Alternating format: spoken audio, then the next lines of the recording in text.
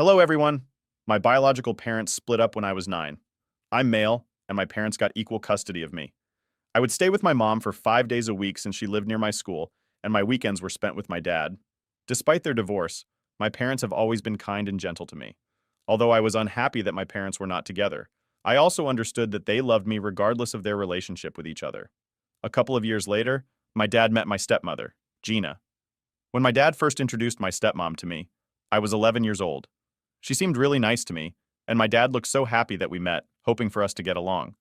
So she had twins, Emma and Emily, who were both 14 years old at that time, and had basically only been raised by her since her father had been absent from the time of their birth. This is why the girls were quite immature for their age, and would throw tantrums publicly if Gina and my dad didn't buy them what they wanted, or if things wouldn't go their way. I was an introvert, and completely opposite to them, so I would sit silently and watch them embarrass themselves.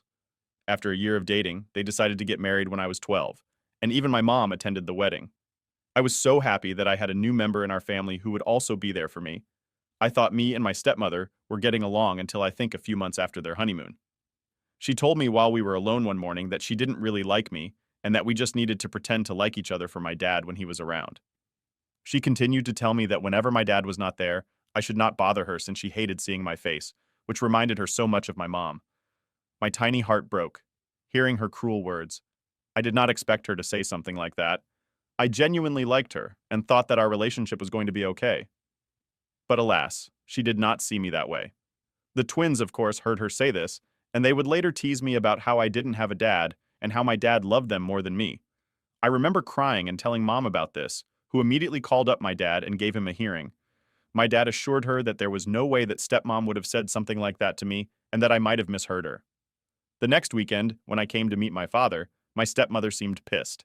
She didn't say a word in front of my dad, but as soon as he had left, she furiously whispered to me about how she was going to make sure that I would not have a dad left in my life if I ever told my mom anything about her. She also threatened me that she would divorce my dad and take away all his money. So if I didn't want to see my dad living on the streets, then I should keep my mouth shut.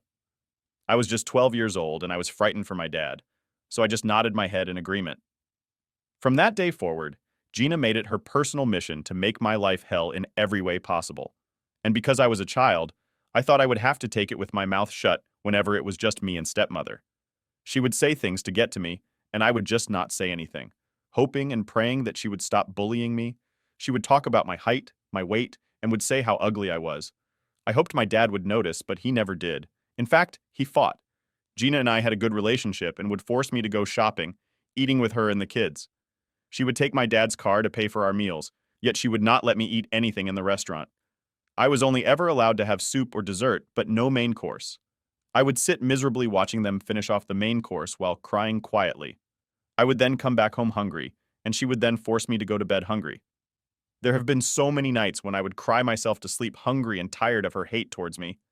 At that point, I was at my wit's end, scared, angry, and frustrated with both my stepmom and my dad. This is why I would dread visiting my dad during the weekends, and whenever it was Friday evening, I would try to escape visiting my dad by coming up with excuses like stomachache so I could stay over with my mom. Of course, my parents started noticing this, and my dad would call and tell me about how sad he was for not getting to see me. My mom would urge me to tell her if something was wrong, but I would always keep my mouth shut, still scared of Gina's threats.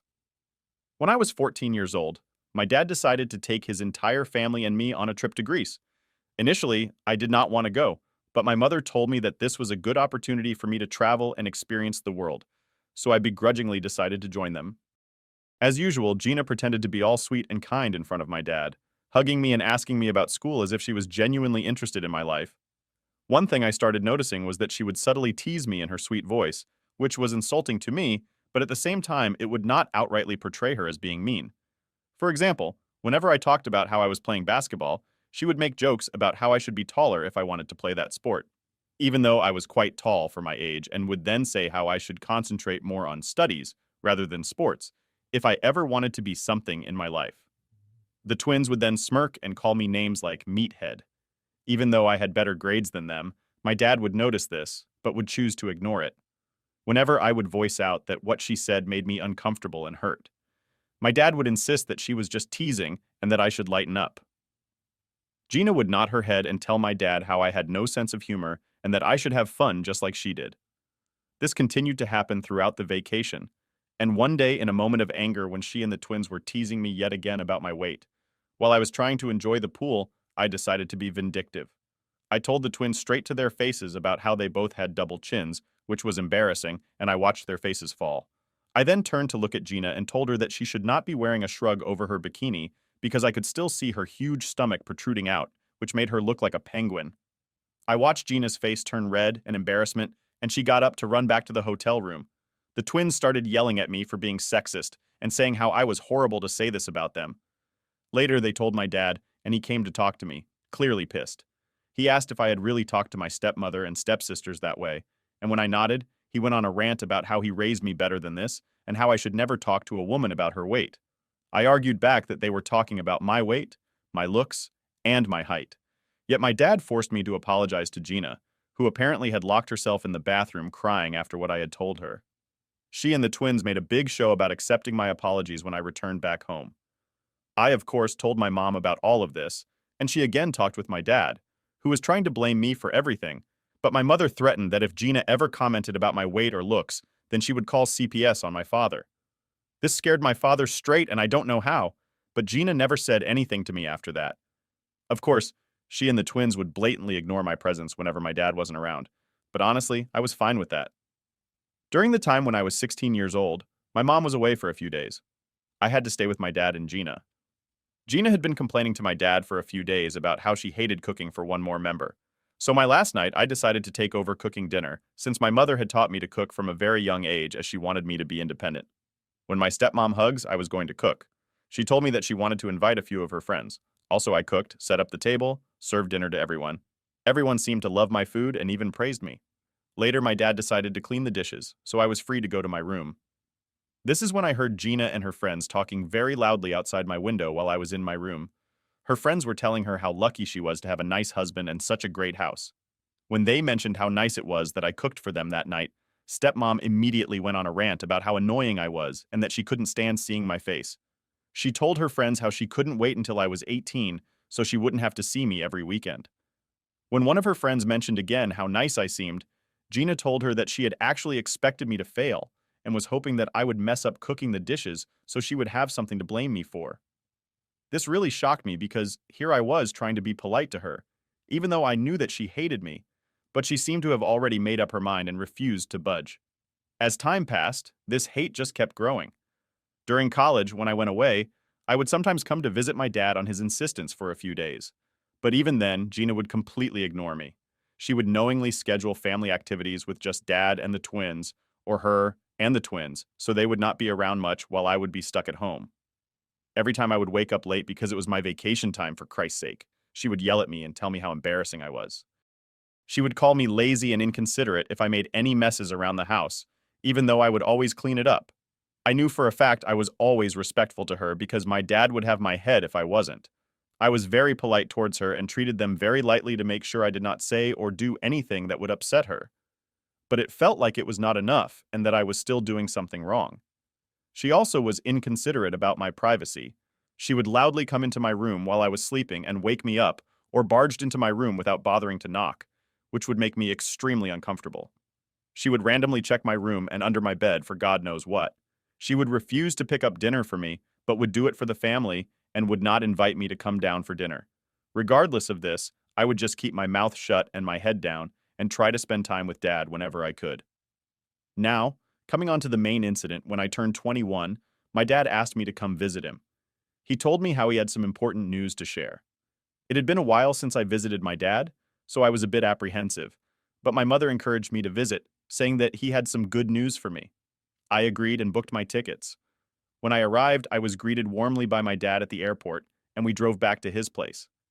I asked my dad what it was that he wanted to talk to me about, but he assured me that he would reveal everything during the family dinner. When we arrived, I noticed that the twins were home also. It had been a while since I had seen them. Emma and Emily didn't even bother acknowledging my presence, and neither did I.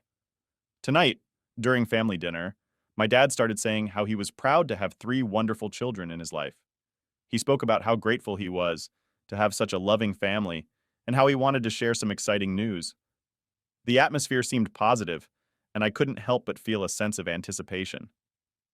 As my dad continued speaking, he looked at each of us with a smile, including Gina, who had been giving me icy glares all day.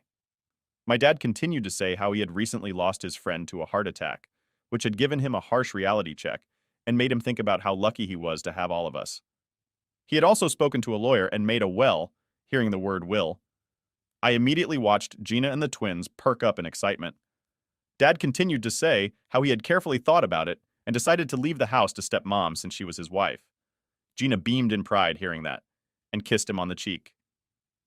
My dad lived in a 5-bedroom house, so if Gina ever decided to sell the place, she could have a fortune. Dad then continued to say that he had decided to leave me his entire retirement account, money, and his car. Now, my dad's car was not an ordinary car. It was a vintage car that he had spent a lot of money and time on maintaining. The car held sentimental value for both of us, as he had often shared stories of his youth and adventures associated with it. I sat there still processing the information and realized that leaving the car to me was my dad's way of expressing his love. As my dad spoke about how proud he was for me to inherit the car, Gina's expressions shifted from pride to discontent. She exchanged glances with the twins, who seemed equally displeased. It was evident that the prospect of me inheriting a substantial amount of money and a cherished vintage car fueled their resentment. Dad, seemingly oblivious to the tension in the room, went on to say how he would leave the twins the joint bank account that he and Gina shared. Gina was a homemaker, so the money belonged to my dad entirely. He said that he wanted the money in that account to be equally divided between them. He told them how they would have money in this house to live in, so they had nothing to ever worry about in case if something happened to him. I was honestly fine with this arrangement, and it seemed fair to everyone also. However, the twins immediately expressed how they had expected more and that my dad should leave them his retirement account. Also, since I did not need to anyway, when my dad asked them why they would think so, Gina started saying that I was a guy, so I should find my own way of living while they were women and would need more money for financial stability. My dad reminded Gina that he had already provided her children with college funds, and now they would even get their house and bank account, so they had absolutely nothing to worry about. Gina kept insisting how I didn't deserve so much money, but my dad reiterated that his mind was made up. I was sitting quietly and listening while they continued to argue. Suddenly, out of nowhere, Gina burst out crying. We looked at her, concerned, and my dad told her that this wasn't even something to cry about, since he had fairly divided everything. Gina, between sobs, started saying how she had kept her mouth shut for all these years to protect the family, but that she could no longer take it anymore. The room fell into an awkward silence, and my dad and I exchanged puzzled glances. Despite the tension, he gently urged Gina to share whatever was burdening her. Amidst sobs, Gina began to say how a few years ago I had tried to force myself on her, but she had tried to hide it to protect me. I was taken aback, shocked by the unexpected accusation before I could even process what was happening. Gina began to elaborate on her false claims. She told my dad that after our vacation in Greece, where we had the argument over weight and height, I would always stare at her and try to come into her bedroom uninvited. I sat frozen in my chair as she continued to fabricate a story about how I would try to barge in every time she had a shower or come too close to her face when we were alone. She told my dad how she dreaded having me over every weekend because of this, since she was afraid that I would do this with the twins too. I tried to defend myself, furiously denying the baseless accusations and yelling at her for having the audacity to even make up such claims. But Gina continued to cry like a victim. She spoke about how I started to grow older. I would make her more and more uncomfortable. And on one occasion, when she and I were alone, I tried to force myself on her.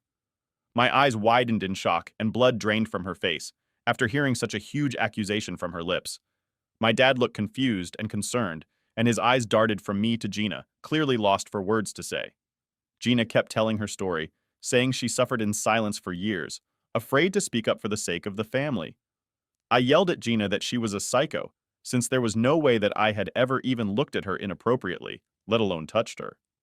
Gina yelled back that she was no longer going to keep her mouth shut and that she needed to expose a monster like me. Twins started shouting at me furiously for putting their mother through all of this and used words like rapist and molester. My head was spinning and all of this felt like a bad dream.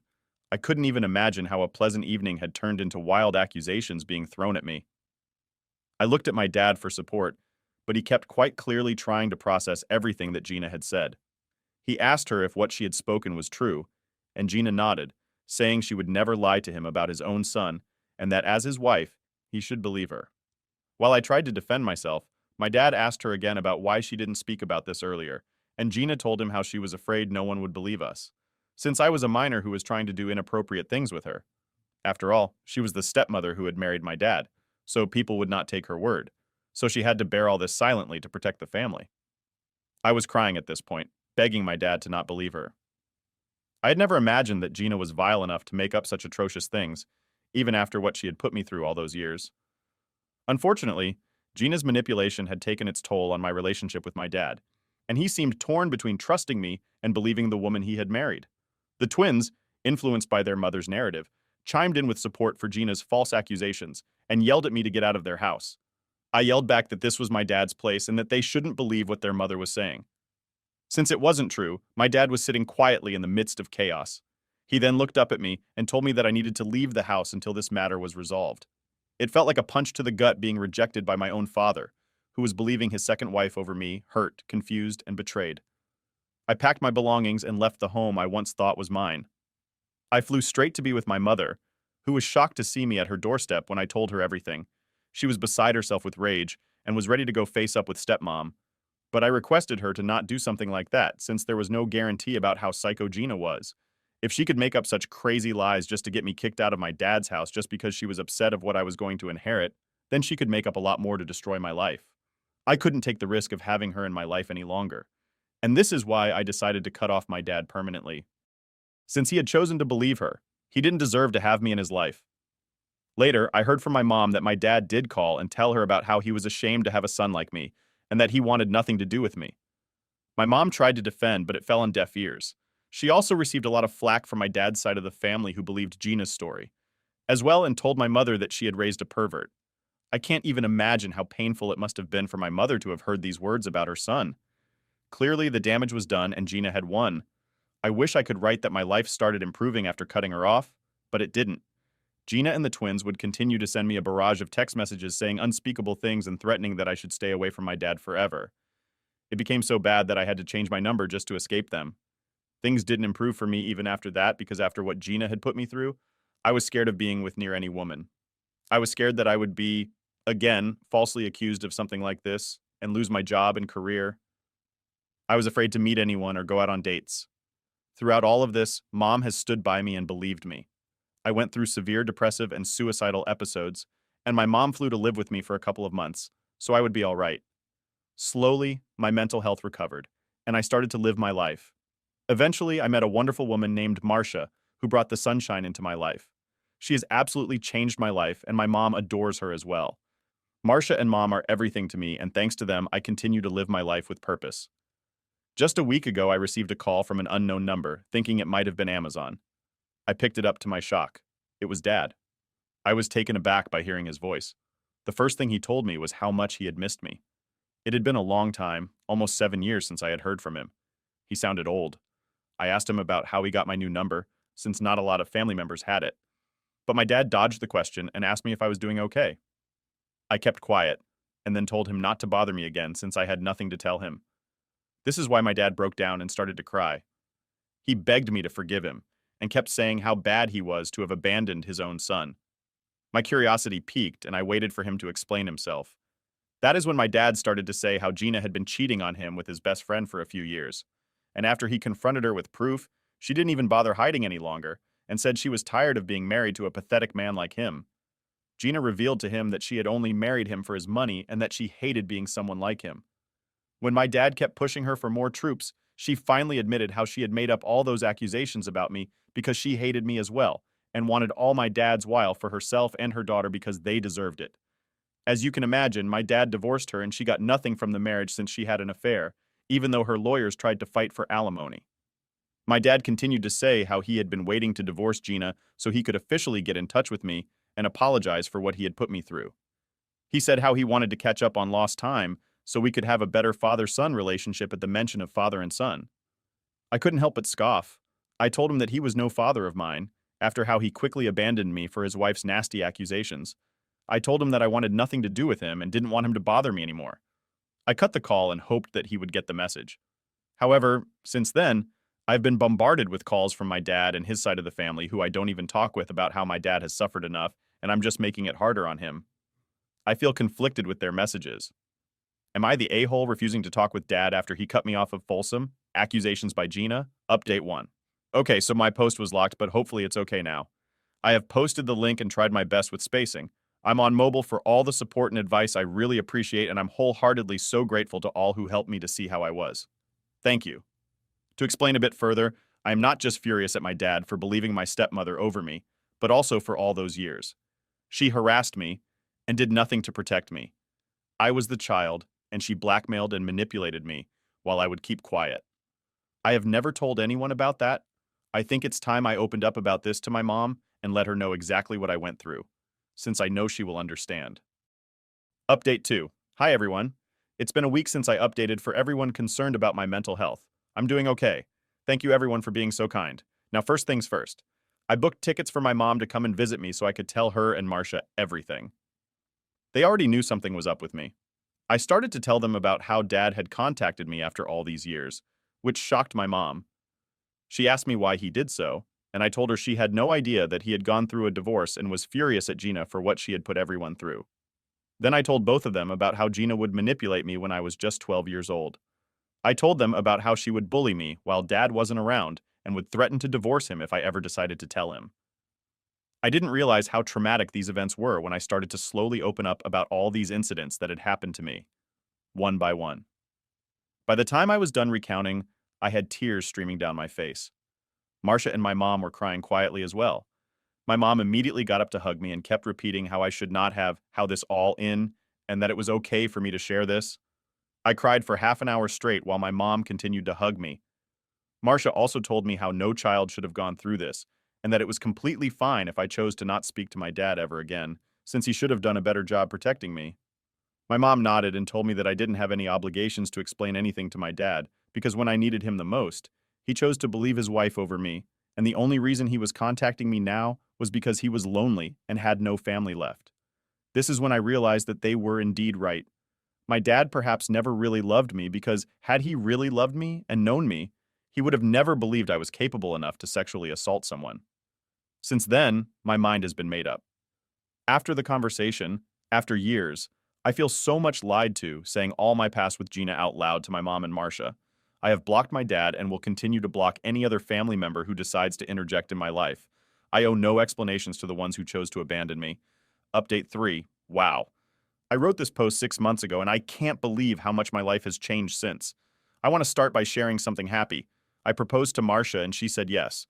My mom is happy for us and we're thinking about moving closer to her because the schools are better there. Both of us can work from anywhere, so it makes sense for our future family. I've also started therapy, thanks to the advice of people on Reddit, is helping me feel better step by step. I'm trying to focus on the good things in my life, like Marcia and my mom. They've been there for me and I'm grateful for their support. The past has been tough, but I'm looking ahead to a brighter future, free from all the lies and family drama. Stay tuned for more stories from our girl relationships.